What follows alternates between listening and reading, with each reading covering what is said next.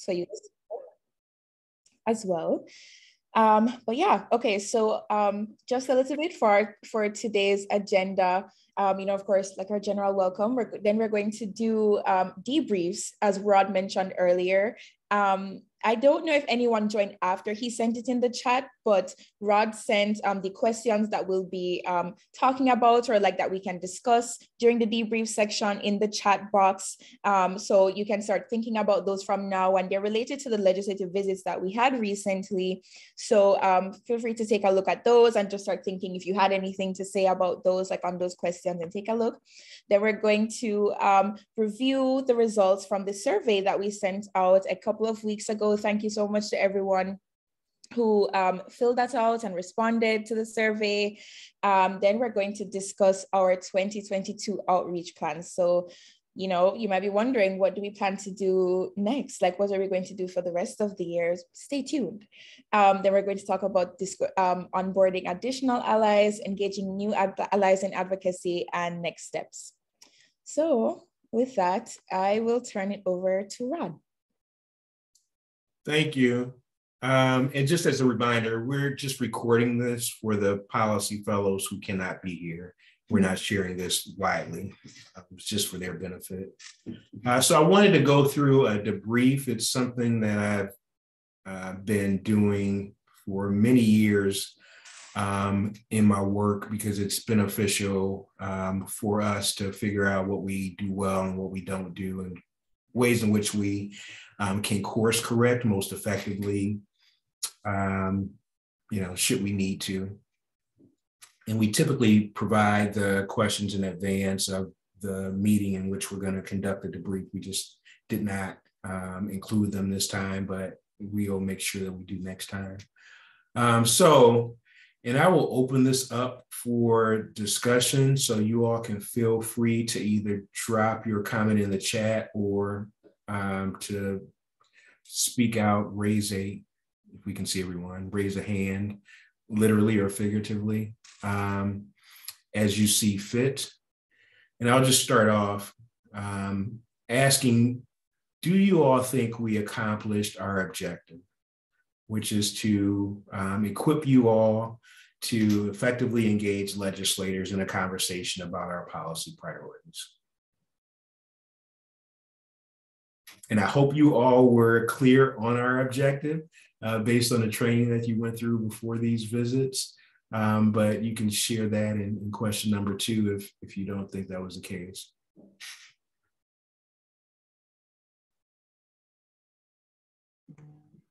I think yes.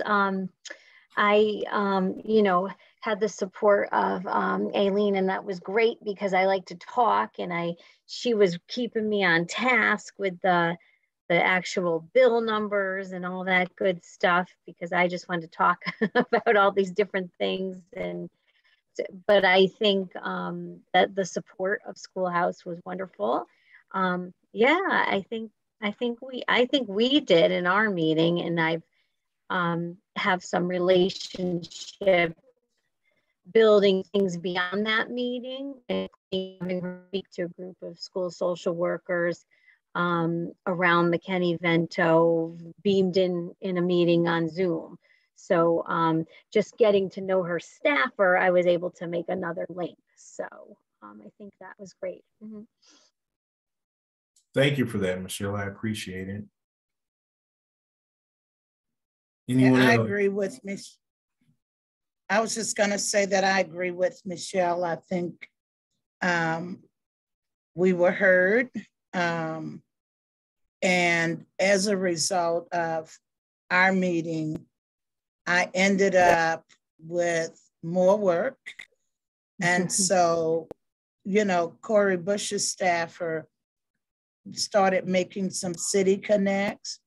And so interestingly, somehow this fell in my lap, but Saturday, we're hosting an event in partnership with the city. They received that ARP funds. So it's a direct cash app program where over 1,000 St. Louis public school families will get $500. And so that event takes place Saturday. Our families who cannot validate their housing status will be here in the office. And I have a team of folk that's gonna facilitate the application process with them. And we're gonna give away $1 million. You get $500. You get 500. And so something good came of it is basically what I'm saying. And also the bill that there were questions and concerns about, we got feedback saying that, you know, Congresswoman Bush signed off on the bill. So I think it was very, very, it's just good for them to get a picture of our challenges, you know, at Schoolhouse Connections and the relationships within the community as well. Thank you for that. Anyone else? Well, I'm not real sure what came out of my conversation. He was just very interested and related to all of the things that we were talking about in regards to our McKinney-Vento students. I mean, all it did for me is just, you know, increase my my skill set and, of course, my confidence in going through and just making sure that we're continuing to work for our community. So, so for somewhere along the lines, I may have been shy, but I guess not anymore. And so that I got called, I got tapped on the shoulder. It was like, basically, hey, can you run for county legislator? And I'm like, absolutely not. But let me look into it. And so, of course, contact the legal and everything and talk to the powers that be. The answer is no, I cannot, because I can't collect 2 public checks. But I was like, yeah, I was interested in that because it was only one day a week and it was paid. So I got a voice and some confidence. So thank you. That is great. Thank you, Melissa, for sharing that. Mobile said the same thing. Ditto well said, confidence and competence. And that's really part of it. I mean, we want to equip people to be stronger advocates, not only for the issues we work on, but issues that are equally important to you and other folks in the communities in which you live. Did anyone else want to weigh in here, or we can go to the next question? I agree with Melissa. I did get like a bit more of that, the confidence in being able to speak, to essentially speak my truth, because part of what I was doing was sharing my side of the story and what I saw. And so being able to connect with that, and not only being able to connect with that, but having somebody fully listen. And I knew that he was listening, really helped a lot with the confidence. Thank you for that, Carolyn.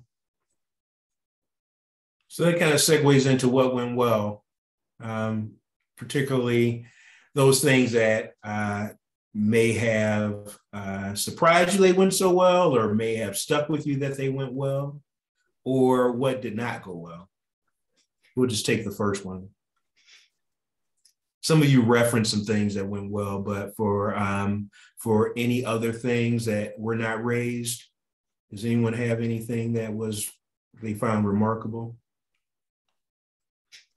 And feel free to be honest, everyone, as well, because we want it to be a better experience, like every time. So any feedback is helpful. It's Jennifer. I love working with Cece and with, I think it's Alex. Largely because it's Anthony. Oh, so sorry, Anthony. So I just think they're amazing young people with amazing lived experience, and so I think that brings a lot to the table. A lot more than, it sounds terrible, a lot more than my voice, because I haven't been in those shoes, and so I think their voices are really they help to just magnify the journey. And so I really would advocate if there's a way to continue to bring more youth voice into the process. I think it's helpful. I just think that it's very powerful. So. And thank you for sharing that, Jennifer. That's a personal point of emphasis for me. I've been doing work related to youth issues, education, juvenile justice for a very long time. And because I recognized very early on that too frequently youth voices are left out of discussions about policies that impact them, that I have made it a personal point of emphasis, like I said, to try to get youth involved in advocacy whenever I can.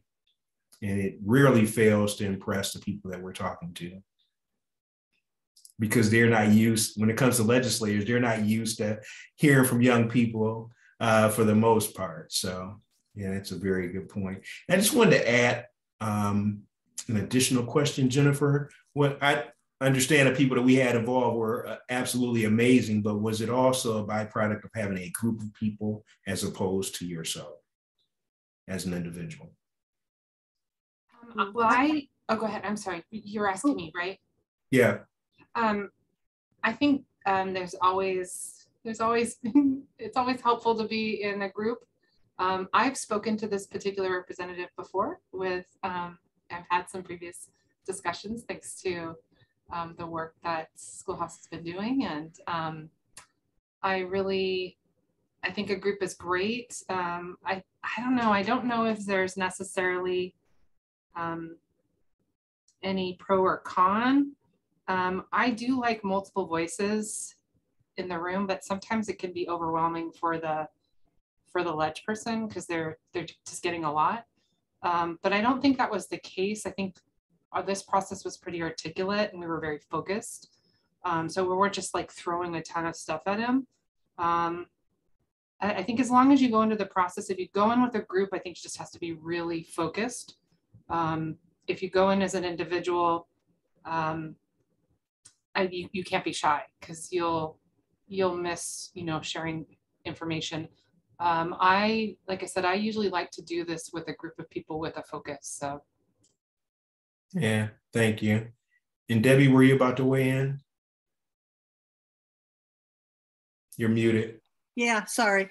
Yeah, I was. So Sabra and I had connected before, and I thought that was particularly helpful in going into the meeting with Senator Cole's staffer.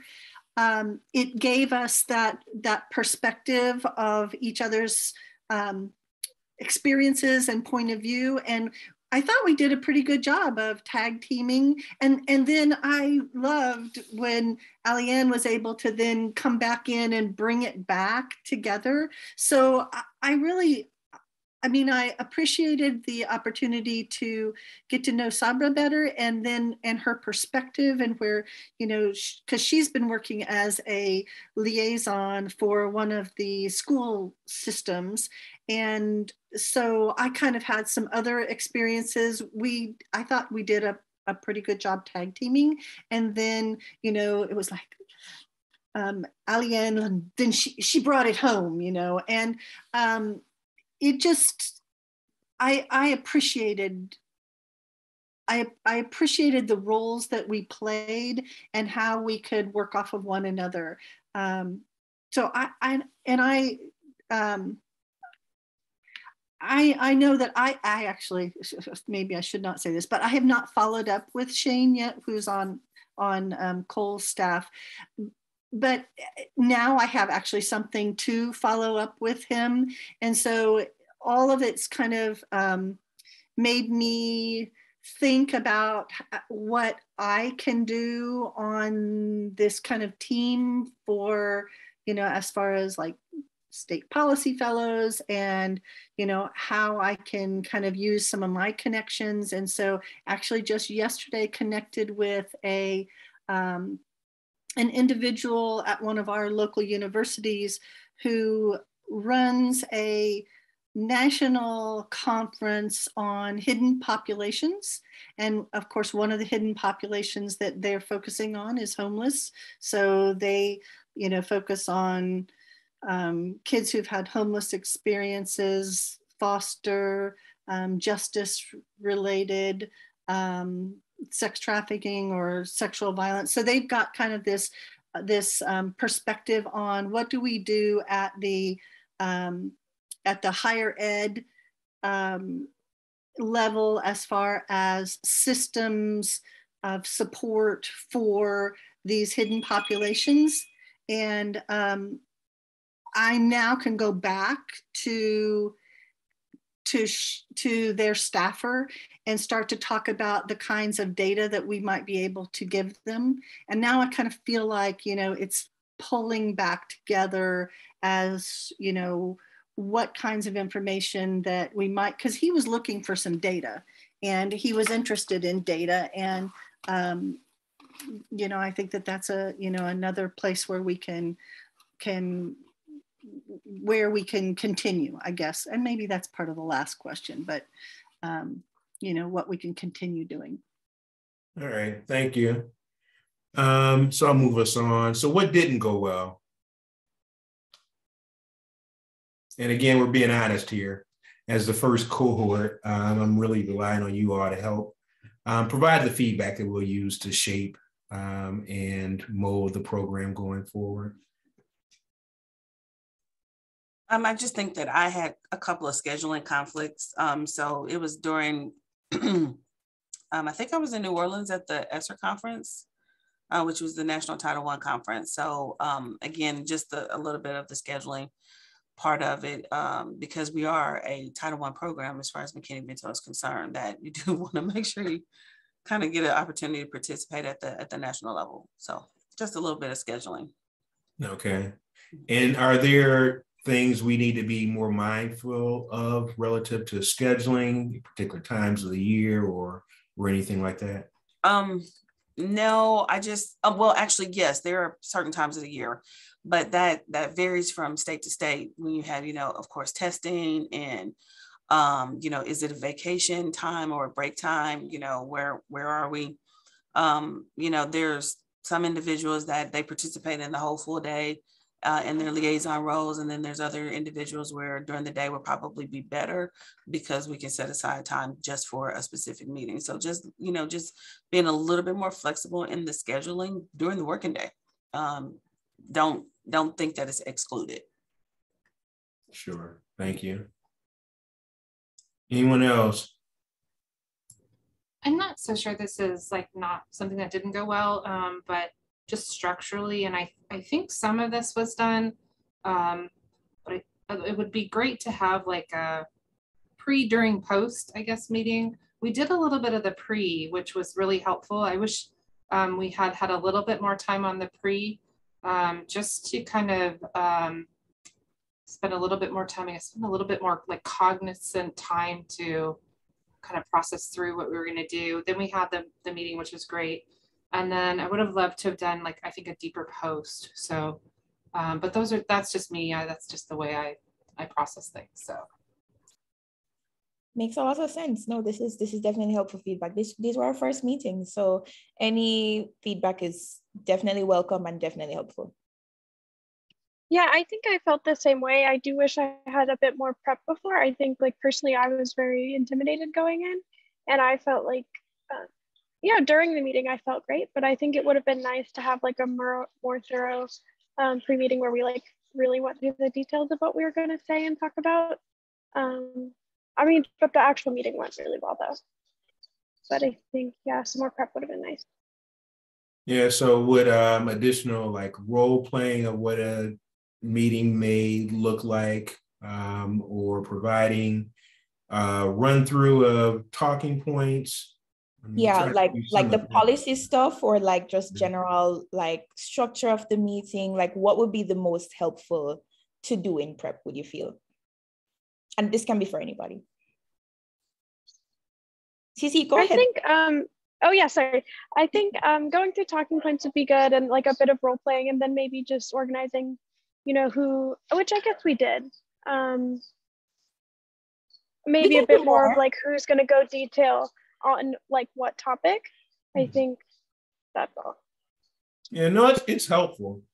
We tried to do some of that, but clearly we need to do it better or think about how we might do it differently. Mm-hmm. So thank you both for raising that. Anyone else? I think one of the things that I struggled with was that I missed several meetings because like it was just unclear as to, you know, when I was supposed to be going, like where, like what time, all of that. And so like having a more clear understanding of, okay, this meeting is at this time. And like as you went on, you got a lot better at that, and you got better at saying, hey, we're doing this meeting at this time, here's that calendar invite, you know, here's, and then like when you did the reminder yesterday, like that made it a lot easier for me to understand. But at the very beginning, it was kind of just we're having this meeting at this time, yes, kind of thing. Okay. Thank you for that. Mm-hmm. Anyone else? Last word on that.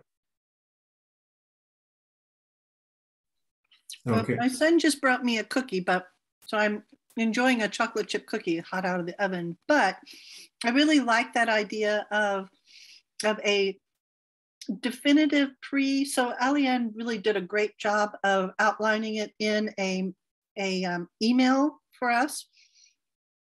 And so for those that are less familiar, and I hadn't really ever done it either, but I'd heard from a lot of people who had, so I had a pretty good idea structurally of what it was, you know, what we were supposed to do, and then kind of that ask, and you know, but I really like the idea of maybe offering for the teams a in-person Zoom kind of and then I love that idea of a post.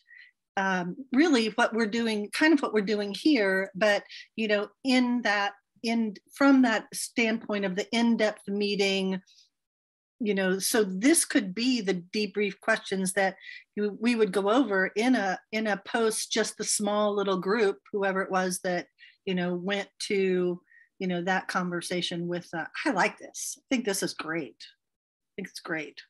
Thank you. Thank you guys very much. This is definitely very helpful, and we're taking notes. And yeah.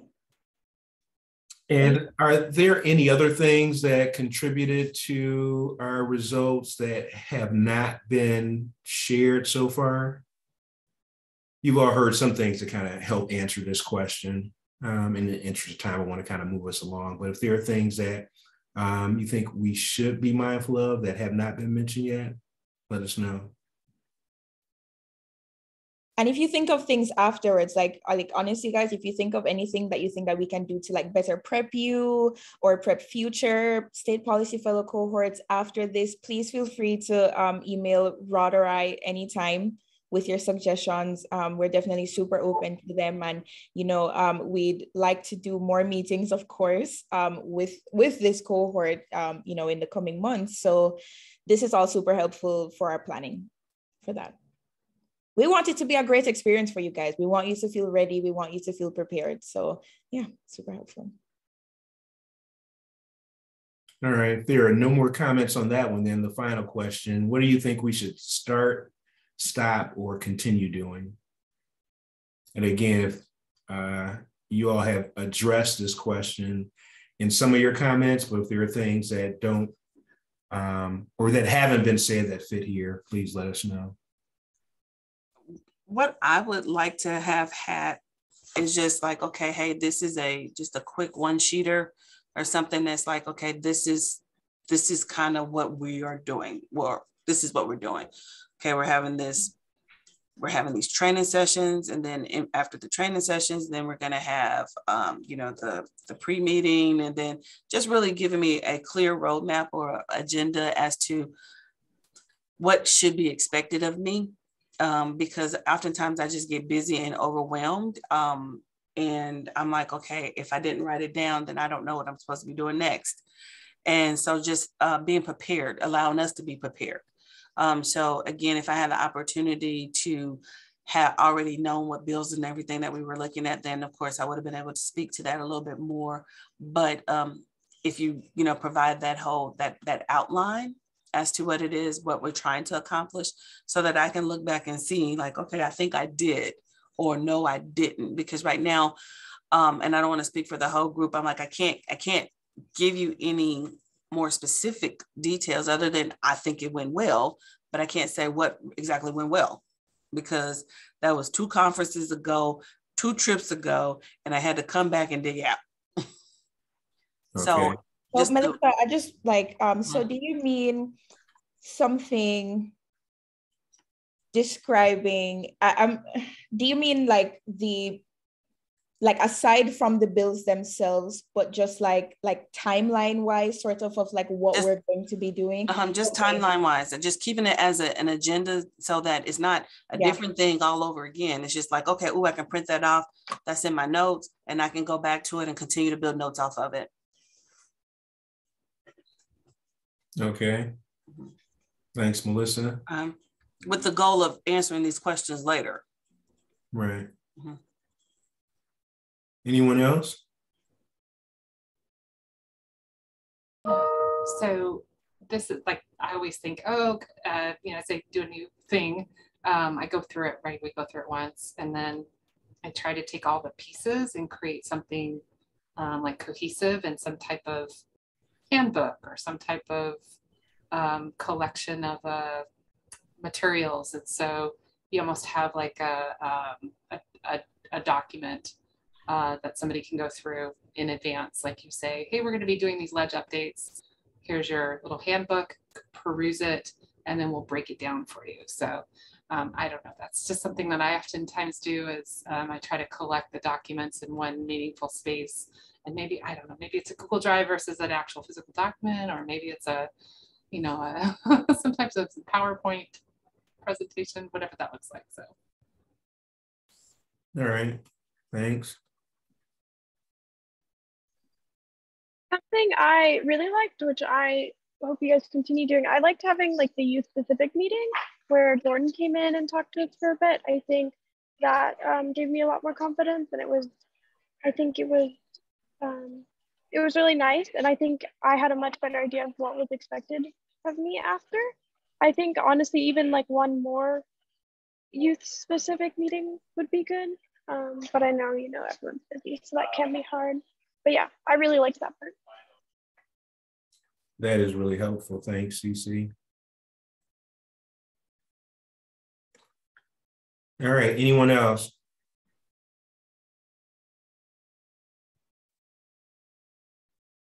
All right, then we can move on. Thank you, that was really helpful. Oops.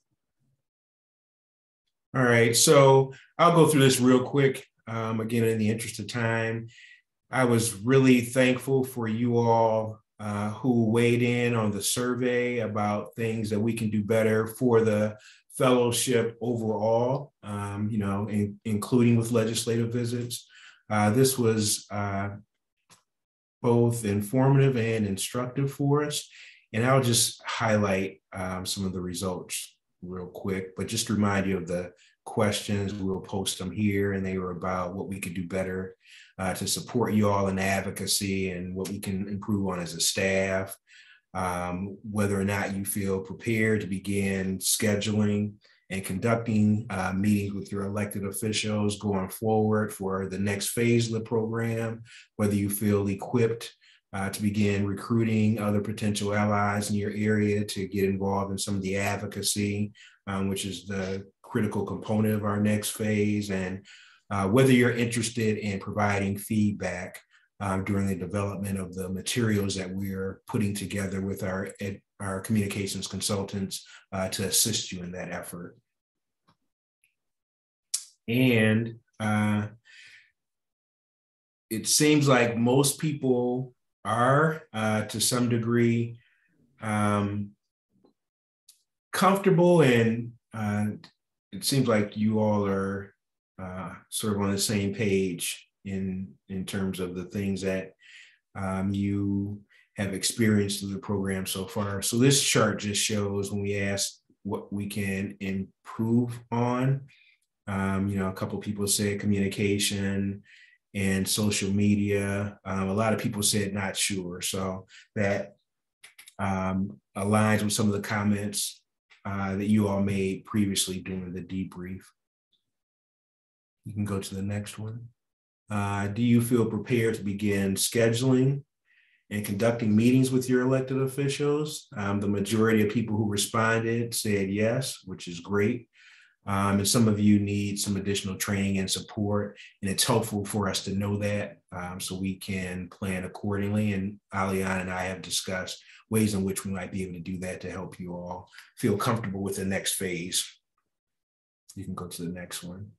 Are you equipped to recruit other allies to engage in advocacy with you where you live? And again, the vast majority said yes. And most others, well, all the others actually said maybe with some additional support from us, which is great. You all feel comfortable. You can go to the next one. And there were many of you, or all of you who took the survey said you'd be interested in working on the toolkit that we are developing in collaboration with our communication consultants. Because this was anonymous, I didn't want anybody to be apprehensive about submitting responses. I didn't collect contact information for those of you who did indicate an interest. So if at some point you can just drop that in the chat for me, I'd appreciate it, and I'll follow with you later. But just so that you know, and Aliana is going to go through some of this stuff in just a moment, but we met with our communication consultants in preparation for the next phase work, and they have an idea of what we want them to draft, and they'll come up with some documents that we can then share with those of you who are interested in providing some feedback to help get them finalized. And then we'll pull the toolkit together and share that with you so you can start with some of the outreach. So please let me know. And if you didn't complete the survey, but do have some interest in weighing in, please let me know that as well. And with that, I'll turn it over to Aliana to talk about those outreach goals. Thank you, Rod.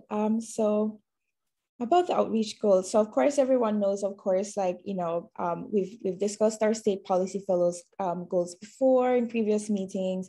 I won't go through this right now, just in the interest of time, but, Rod, of course, alluded to some of the next phase, which was also alluded to in the feedback survey. So over the next, what month is it? April. Over the next about 8 months or so, we want to work on making sure that every single one of you, and of course, those who aren't here today, feels competent in the realm of engaging in advocacy. We want you to feel, I was so happy to hear that some of you feel confident and do feel more competent, but, also definitely hearing your feedback, and, definitely it hasn't fallen on deaf ears. We want you to feel even more comfortable. So if that includes us, like, doing more prep and doing more things, if you even feel like, honestly, if someone even has a suggestion to do another training, if there are things that you'd like us to go over, if there are enough people who would like us to go over certain things, like, we definitely want everyone to just feel comfortable in engaging in advocacy, and with the eventual goal that you might feel comfortable doing meetings without us, without myself or without Rod, because you feel comfortable enough reaching out to staffers or discussing the issues and raising the concerns and all of that stuff. So the second goal that we have, in addition to that, is for all of us to work together to provide at least 200. I know this seems like a big number, but trust me, you'll be fine. And we're going to go over how we're going to get this done in a bit. But for us to provide at least 250 additional persons with advocacy information and toolkits related to child, youth, and family homelessness, and encouraging them to participate in advocacy as well. We're going to work on this together, generally as a group. We might split up at different points in time for specific projects and how we'll do this. But overall, I don't want anyone to feel intimidated by that. We have you, we got you, and we're gonna do this. So how are we going to do this? So the first step is preparing the toolkits. So Rod mentioned that we have been speaking with the Raleigh communications firm. It's a communications firm that SHC contracts with all the time. We work with them very, very closely, and they help us to do pretty much all of the media that we put out. And a lot of other stuff. They're great. So they're working with us to create both a digital and in-person advocacy toolkit. So as was referenced in the survey results earlier, a lot of people mentioned that they want to see increased social media engagement. So on the digital front, one of the things that we're going to do is we are putting together materials, or Raleigh's helping us to put together materials to go in tweets. So, of course, we're going to be using Twitter, Facebook.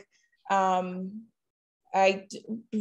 there were two other, I think Instagram as well, and possibly TikTok as well, if that's what they deem appropriate, or honestly, if you guys suggested something that would be helpful as well. But yeah, so we're going to be doing that. We're going to be doing digital stuff, but we're also they're going to be pulling together for us toolkits for conducting advocacy or providing this information to persons in person. So that's going to be optional though, and you'll see that a little further down. So it's going to be, we're going to have these optional in-person advocacy opportunities as well for everyone to be able to do in your community. If you have people, we're going to talk about next as well, but if you have people in your community who you feel or that you might have an audience with, or you might be able to get an audience with somehow, and you can just kind of spread the information, spread calls to action with them on how to engage in advocacy and stuff, we're making those available to everyone. But once again, those are optional. You don't have to do that because what we're going to do first, our primary thing, our first plan of attack is the digital stuff and the social media advocacy. And that's going to help us to reach the audience that we want to. So the other thing that we want to do, or the other thing that we're going to do to help reach a broader audience, is op-eds, which for everyone who isn't familiar, so these are basically opinions pieces usually submitted to news outlets. Like news outlets, they can be big or they can be local, it depends. But they're just pieces that are submitted by persons of the general public. So we are going to be working together in groups here. So this is where we might split a little bit. We want to work with everyone, or Raleigh will work with us to kind of train everyone on how to draft an op-ed, how to draft this kind of media, and how to pitch it to publishers, for example, at a news outlet, at a local news outlet, or maybe a bigger news outlet, or maybe education specific news outlets, or maybe housing specific news outlets. It depends.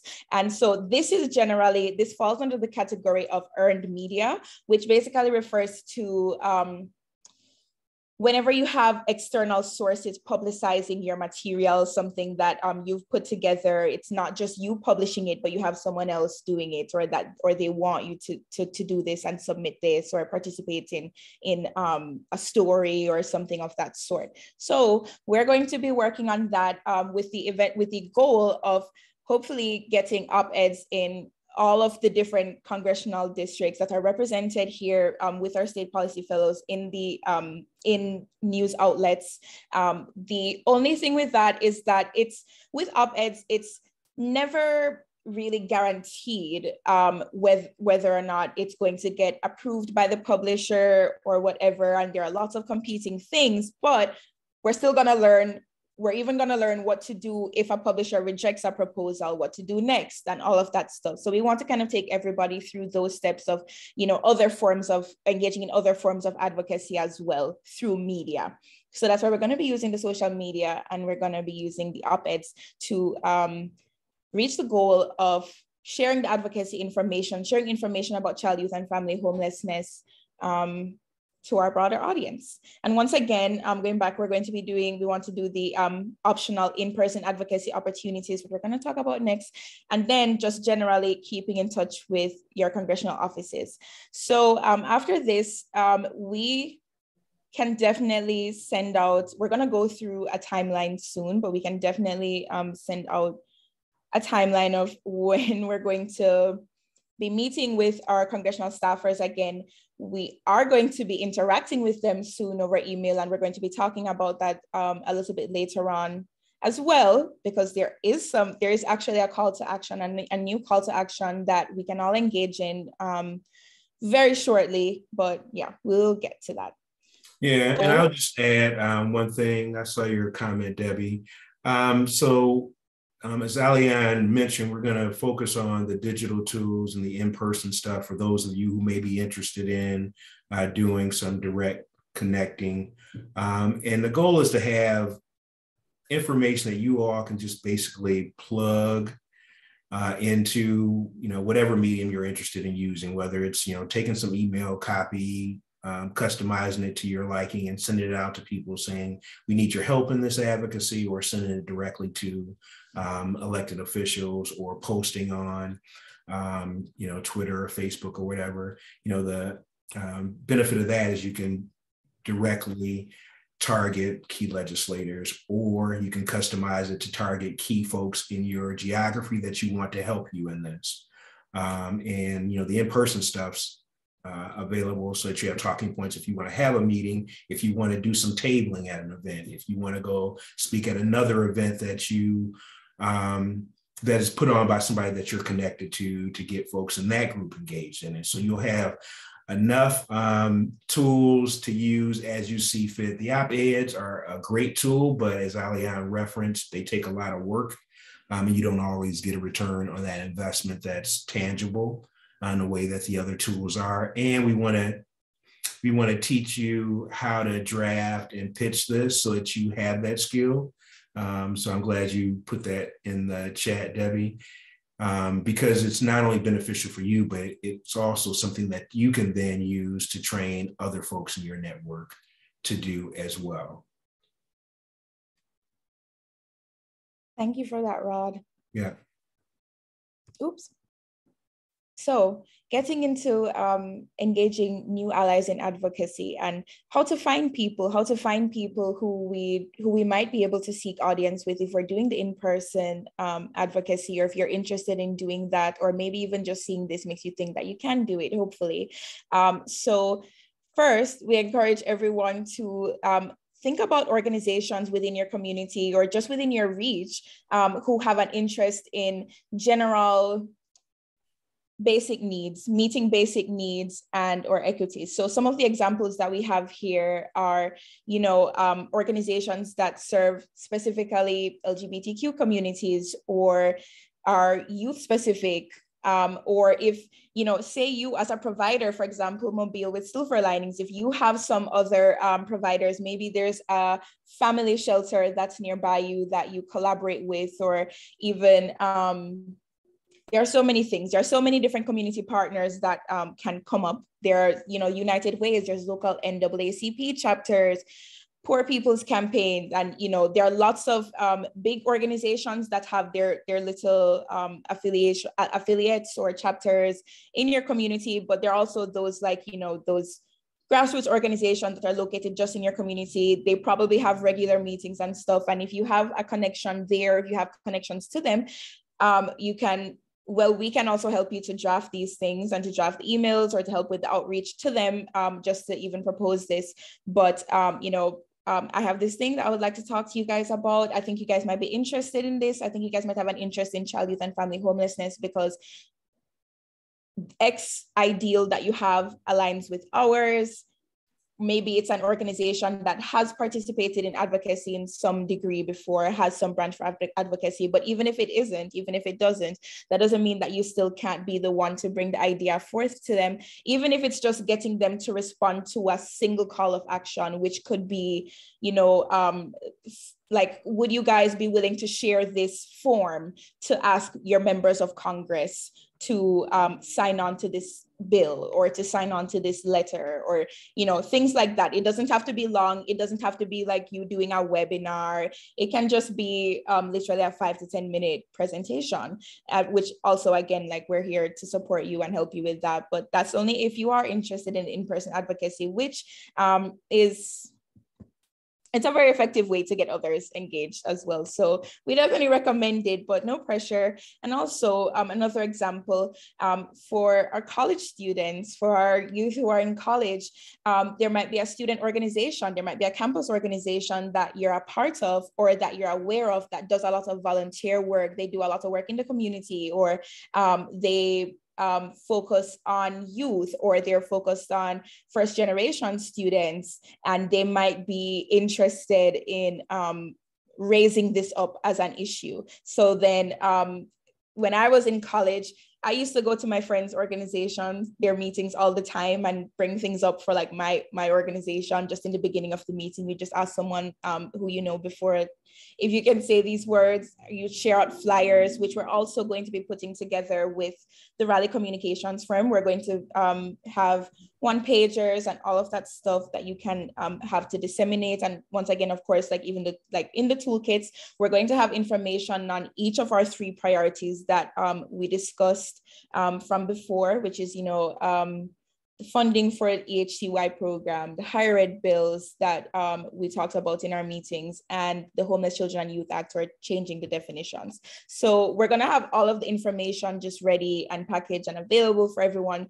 to use and share out if they'd like to do that. But yeah, so these are some of the things that we're hoping to do soon.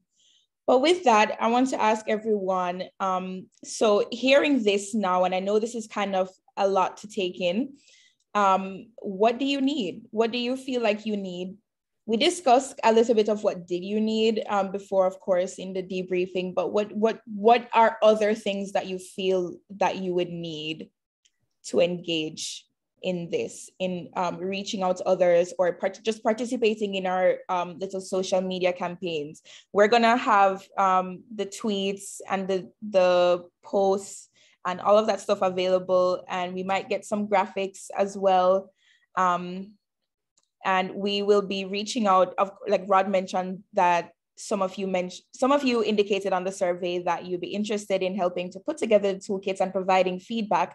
So we're going to be reaching out to you next week. We should have the drafts back for those next week, and I'll send a summary with all of this stuff again through email, but we should be receiving the drafts next week, and we're going to be reaching out to those who indicated that they're interested in providing feedback to take a look, give us your edits, give us your suggestions, because we also want to hear from you guys. What do you think would be the most helpful way to provide this information to other people? What would be the most persuasive way that you think would like we could provide information to other people to get them to want to be involved in this?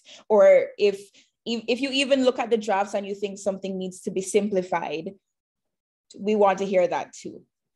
Yeah, and again, I did not capture names in the survey. So if you are interested or expressed interest in the survey, can you also just drop your name in the chat, and I'll follow up with you all when we have a draft for you to review.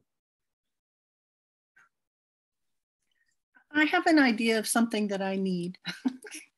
I need to understand when to get you all involved versus kind of what I can do on my own. So like with this national group that's doing research on homelessness at the college level, and looking to build partnerships, I'm thinking right now that I need to connect you with them. And that it would be better to send them on to you directly than, because I've already kind of made the pitch with them. But I guess I need to feel more confident in what I'm doing and what I can do versus when to send them on to you. Yeah, and I'm glad you raised that. If you are uncertain, just ask us. And, we can help figure out what makes sense. In that specific example, it may make sense to just make the connection, and we can take it from there. But always be mindful of The importance of having local voices involved in these conversations with organizations, and when it makes sense to also involve a national voice. The goal of this is to establish you all as the local experts, the constituents of the elected officials, and we support that with the expertise that we have from working in multiple states around the country. Does that answer your question? We're also always interested in what you guys are doing. I was so pleased to hear about what you're doing in Oklahoma, Deb, and also what's happening with Deidre. Please feel free to always keep us updated. I mean, we're not, we don't have to, I mean, you can continue to lead whatever you're leading in your locality, of course, but we just want to support you and to lift up whatever it is that you're doing or you're able to do through this program as well. So please feel free to keep us updated at any point in time. Yeah, and I was going to add to that, you know, don't hesitate to ask if you're curious about it, because it also, in many cases, may lead to us being involved in additional policy issues that we may not currently be. So it may open the door to opportunities down the road, which would be beneficial, obviously, as well.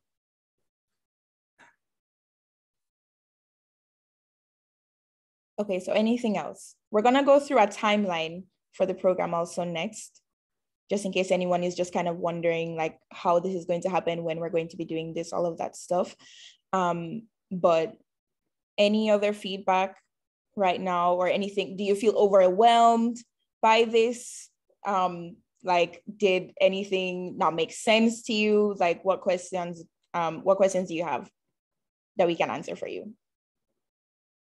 And if you can't think of them right now, once again, please feel free to email us. Like, we're always available to you. So please feel free to email us those as well. But just wanted to give everyone the space. I mean, I think it sounds good, and I know we'll get support because Schoolhouse is amazing and we get good support. You know, maybe structuring it to us like a mini train the trainer series, so we can then just kind of walk away from it and do a series like that, or a workshop for our partners in our communities. So making it as easy for us just to take the info and go to our providers and talk about it. So the easier, the better, because I know we're all doing crazy stuff in our communities and busy and wear many hats. So that would be my only suggestion, kind of train us on what you exactly want us to do in our communities. That is one of our next steps, actually. Okay. Since we're on it, we welcome input. It doesn't have to be right now, but obviously share any initial thoughts you have on the best format for us delivering that. Is it a series of webinars? Is it a webinar? Is it a video that we make available online? Do you have any thoughts about that? Kind of like all those things, because so many people like it all. Like, some people want to watch a recording, but I'm thinking like a PowerPoint that we're starting to do a lot in person now in Connecticut, and a PowerPoint that I could talk to my local coordinated access network. I could do a training with them, and they're all housing providers, or bring it to my Connecticut Coalition to End Homelessness, do a training for them. I'm actually thinking about putting, they're having a conference, and I'm thinking about putting something together for that. And if I knew that toolkit was coming out, I could totally do that as my workshop topic. And that's training all advocates in our state. So something to think about. I just thought about that now, actually. Mm-hmm. Yeah, and I've done that in advocacy campaigns before as part of a toolkit, provided a PowerPoint back when we were only meeting live. Yeah. That people could take with them to meetings. And that's what I like, because I'm a in-person kind of gal. Mm-hmm. Yeah, okay. But it's also something that we could potentially produce a video around and post that online that people could use in online meetings they had. So this is helpful. Yeah, and we can, I think it would be great for us to convene those of you who've indicated that you'd like to be more immersed in preparing the toolkits and all of that stuff. And we can even do a brainstorming session to see what else we can do to best package this information and stuff, and how easy we can make it. So if you're interested in that as well, then yeah. Michelle, thank you so much for your suggestions. Thank you, everyone. But with that, just in the interest of time, let's move forward. All right, so in terms of the timeline, the next couple of months are going to be areas of significant focus for us as we lay the foundation for you all going forward. So today was just to sort of guide you through what our thinking is in terms of the planning, ideas for what's going to be effective for training you trainers, which is why I'm glad you raised that issue, Michelle. Aliane and I talked through a number of different formats for trying to address that. And it sounds like we need to have a combination appropriate for both online and in-person training. So that'll be our area of focus. You know, we highlighted some of the issues relative to recruiting. And again, we are available to help you as you think through how you're going to reach out to people in your respective communities, from thinking through the tools you use, as well as, you know, figuring out who truly is in your sphere of influence, you know, whether it's, you know, some of the groups that Aliane referenced, or sometimes I know I don't think through all the connections I have, or how some of the folks I know are interconnected to other groups. So we're available to help with that process, as well as onboarding some of the new advocates once you are in the train the trainer mode.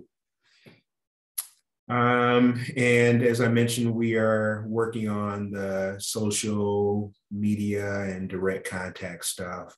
And at some point next month, we'll begin looking at scheduling some in-district virtual and in-person contacts for you all and folks that you recruit, equally important, to congressional representatives, so that once people are back in district over the summer, some of those contacts can be made through June and August. Then heading into the fall, continuing any legislative engagement that you were not able to complete during the summer, or for those contacts that you may have to wait until fall to make, to start setting those up virtually or in person, you know, depending upon whether it's done in district. And also continuing the social media engagement. And if you still have folks that you've identified during your initial planning that you haven't made contact with on the recruiting front, make those additional advocate contacts then during the fall. And then we'll wrap the year up with any virtual engagement that has to happen legislatively that wasn't done yet. And the same relative to outreaching to your advocate connections in your geography.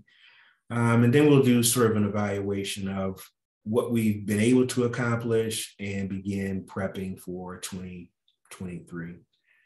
Aliane mentioned the metrics, and those are based on the targets that were established when the Policy Fellows Initiative was conceived. It's not an overwhelming number, although it may sound large, but, you know, in 8 districts, 30 contacts gets us to that number. So it's not really that large in my mind. And I think given the talents that you all have displayed thus far, something that we should easily go over. Yep, exactly. I think it helps to break it down like that, like 30 people per congressional district. We can do it, guys. We can do it. I believe in us. And then, so going forward. So first of all, I want to thank Mobile for this suggestion that was made in one of our recent meetings. So we are actually going to be doing a State Policy Fellows webpage where we're going to be highlighting you guys and the amazing work that you're doing. So all that we need from you is a headshot. So just a picture of yourself, that you like that's appropriate for the SHC website, and an optional quote. You don't have to, but feel free if you'd like to share, you know, just some testimonial, just describing your experience, you know, in your legislative advocacy thus far, or your hopes for participating in the program, what you most look forward to, or just anything like that that you'd like to share about the program and your experience in it. So you can send those to myself or Rod. Feel free to email those to us. You can get them back to us by April the 25th. If you can send those to us by the 25th of April, which again, like, we'll send this in our, you know, a recap of the meeting as well, then that would be great. So with that, any questions just on all of this information that we've had thus far? We realized we covered a lot of ground. Yeah. Hopefully we addressed most of your questions along the way, but if you have any that we did not get to, let us know.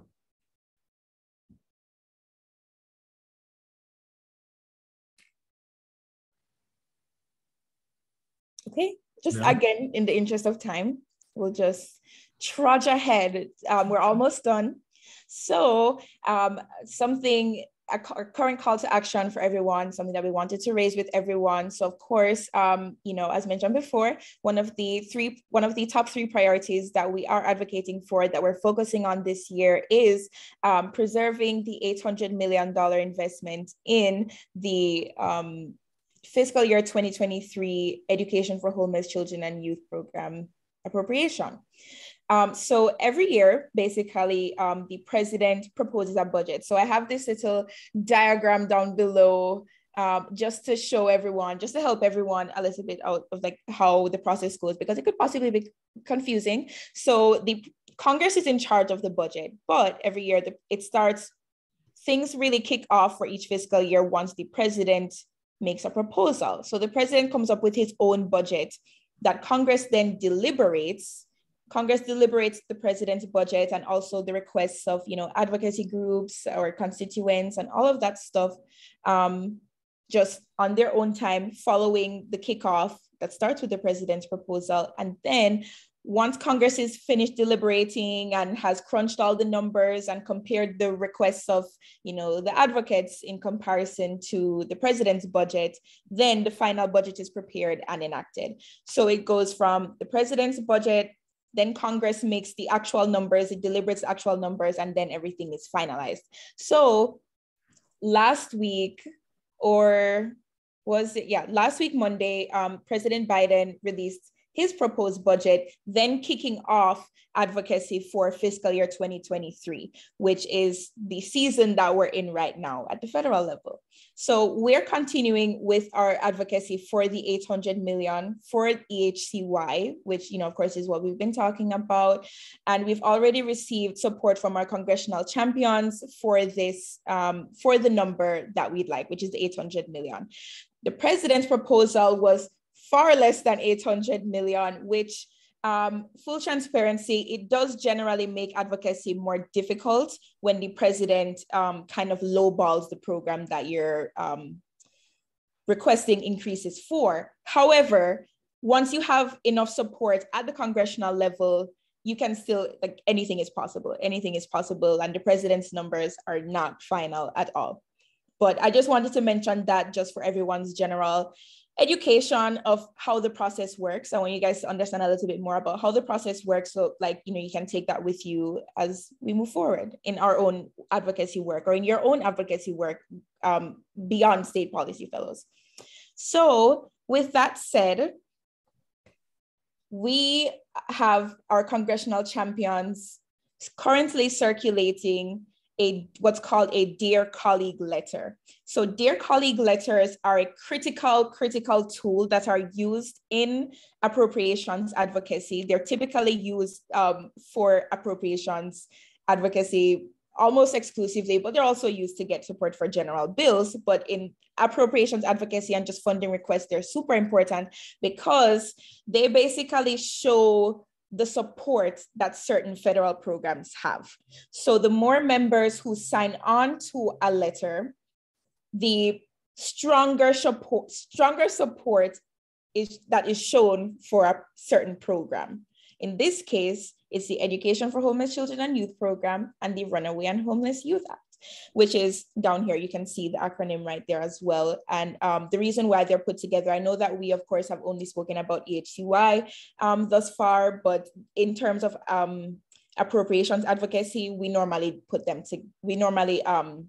advocate for increases for both together. But of course, the 800 million is specific to EHCY. And also, people, please tell me if at any point in time it's too confusing or if I'm being too weedy or anything like that. I want you to understand. I don't want to be confusing. So if you have any questions, please let me know. So we currently have 3 of our congressional champions. Every single year, they circulate a Dear Colleague letter requesting increases for EHCY and RHYA. So this year, of course, our ask that's included in the letter is 800 million. And, they will start circulating the letter tomorrow. And what we want to do is get as many members to sign on to this letter to show support for the program as possible, because the more members who sign on to the program, it shows the appropriations committee specifically, because it shows the appropriations committee, which is in charge of the funding process and is in charge of appropriations, of course, that there are people who support this program and who want that appropriation level to be that high, even if the president's proposal was lower. So we are definitely going to be in full blast mode at SHC, trying to recruit as many members. But what we want from you guys is to have everyone reach out to their staffers, to the respective staffers who we spoke to before, who we emailed with before, requesting that they sign on to the Dear Colleague letter to show their support for the increase to 800 million for EHCY. So with that, we are going to be reaching out to you with an action alert for everyone. So you don't have to do anything right now. There's nothing that anyone has to do right now. I will be reaching out to you sometime next week with an action alert that you can use, and a template of an email that you can send to the staffer, and CC us on as well, just requesting that they sign on to this letter to show the support, because we spoke about it. We spoke about it in our meetings. This isn't new to them anymore, because you've all mentioned this in your meetings, or something that we all discussed. So this is just the time to get them to take action on it while we can. So once again, I'll be reaching out, or I'll send an email to everyone next week with an action alert. So look out for that. Where we'll have the information. I'll have a copy of the Dear Colleague letter so that you all can see as well, and also send it in emails and the text that you can send. And of course, it's customizable. If you have additional information that you feel like is important to put in there in the email, then please more than feel free to do so. But we'll be helping you guys with drafting the initial request. But yeah. And that's pretty much it. Then I also have a table right here, just kind of showing the progression of the appropriations. If anyone is interested, we don't have to go through all of it now. And then, the PowerPoint will be available to everyone as well. So you can take a deeper look at this. And then we also have, copies of it on our SHC Federal Advocacy webpage. But yeah, that's pretty much it for now. So any questions on that? Again, my apologies if it was confusing in any way. I'm so happy to break it down more succinctly. If it helps anyone, just understand, or if you want to talk to me separately about it to go in any more in detail, then I am also free and available to you all. Just let me know.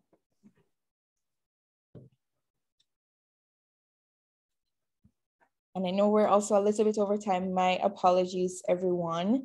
But with no questions coming in thus far, then I think we're good to adjourn today. Thank you all so much. Yeah, thank you. I appreciate it. And feel free to reach out to either of us if you have questions that you didn't think to raise tonight, or concerns or comments. Absolutely. or if you're saving them for the next time we meet, then that's also fine. But thank you all so much. You know, we're free and available to you all.